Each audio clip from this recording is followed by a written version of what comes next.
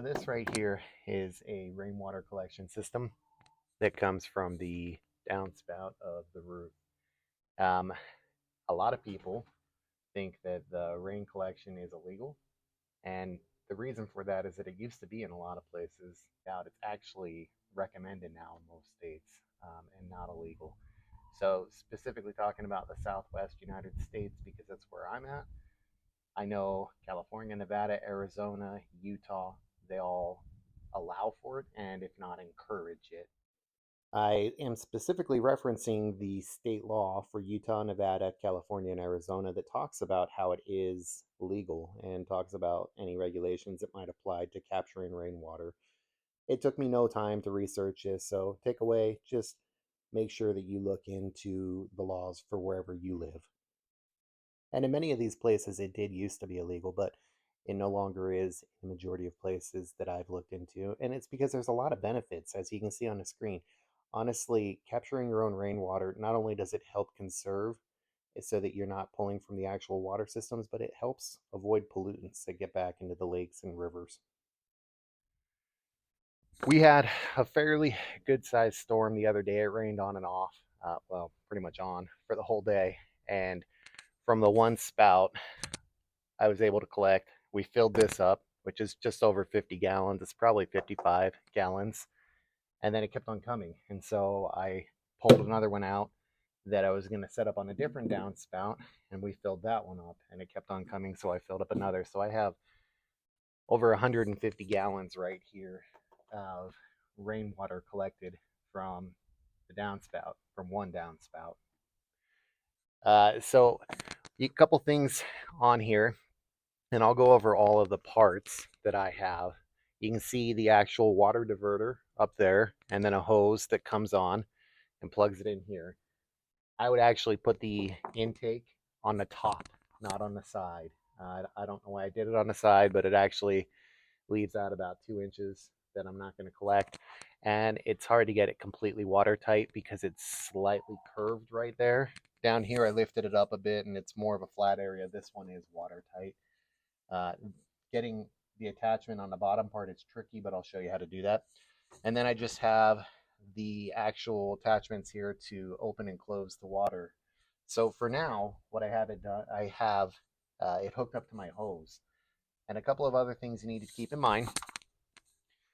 You need a water diverter. It's set to have the water come down the downspout.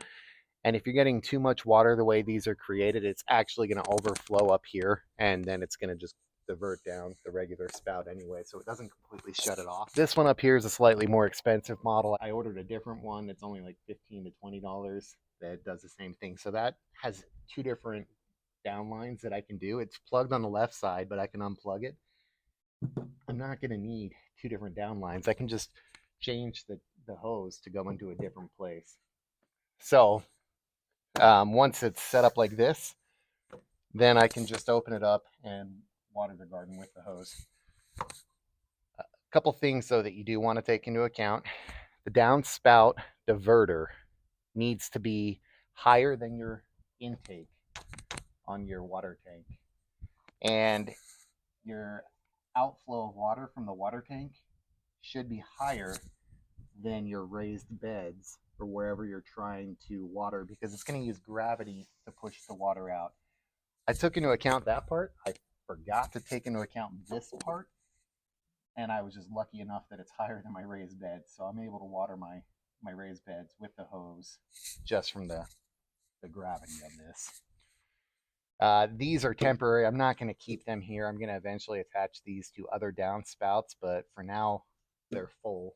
There's no way I can move them. So what I'll do is, as I draw down water from this, I'll just pump the water manually from here to here. But what I'm going to do is I'm going to show you how we made this. I'm going to show you the different parts, and then we'll go from there. What you're seeing here is a water spigot kit made of PVC that I ordered on Amazon. This was a 2-pack set that has just about everything I need, and it was pretty cheap. I was pretty pleased with this. Now this is my more expensive water diverter, and it's got a whole setup to it. I kind of broke it apart so you can see the different setup. That's more than you actually need.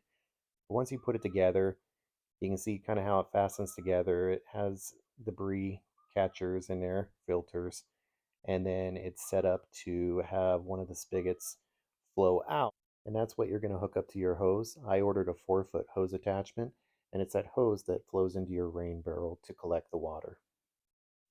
Beyond that, you need to get a rain barrel, which you can usually pick up used, and then you need to build a stand, which I used repurposed 2x4s and 4x4s to build my stand. When we're talking about accessing the bottom one, that one's going to be a little trickier. What I'm going to do is I've got a bit of thin wire here, and just with an anchor at the bottom, a little screwdriver. That's also to help catch this. This is the piece that's going to come out. You can see it's got the rubber O-ring right there that will help hold the watertight seal. So I'm going to put this down into there, anchor it so I don't lose it. And then with a different wire, I'm going to come in here and hopefully be able to get all this out.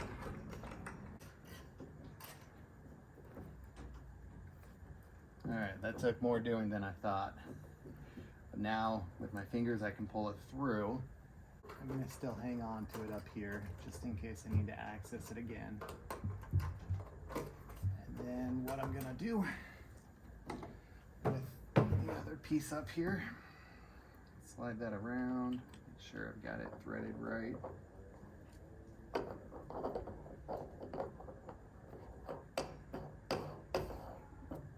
Alright, that's on there now.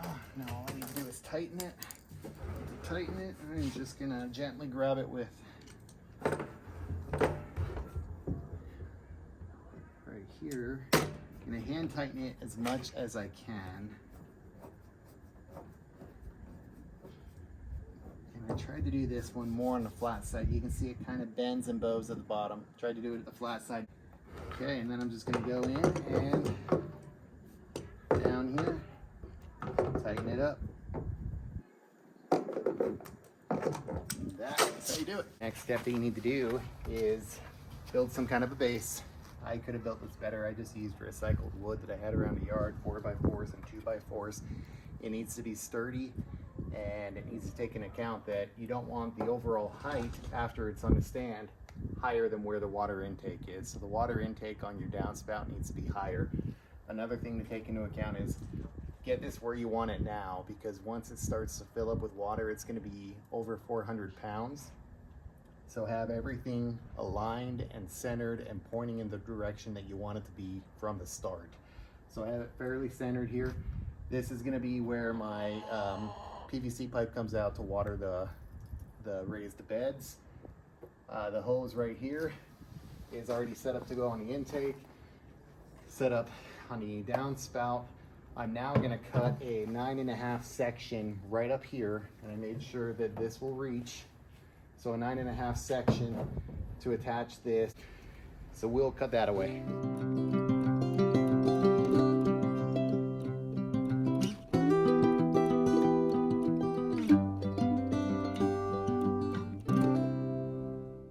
So my overall takeaway from this, it's an easy project. Anyone can do this. It takes a little bit of recycled material, a little bit of material that you're going to have to purchase either from your hardware store or online on Amazon, something like that. But easy project. I probably could have knocked it out in 1 to 2 hours straight if I just worked on it, but I did a little bit here and a little bit there. It took me a couple days just because I was waiting for some of the pieces to come in and whatnot. But anyway, it's something I'd highly recommend that you do to make your garden just a little bit more self-sufficient.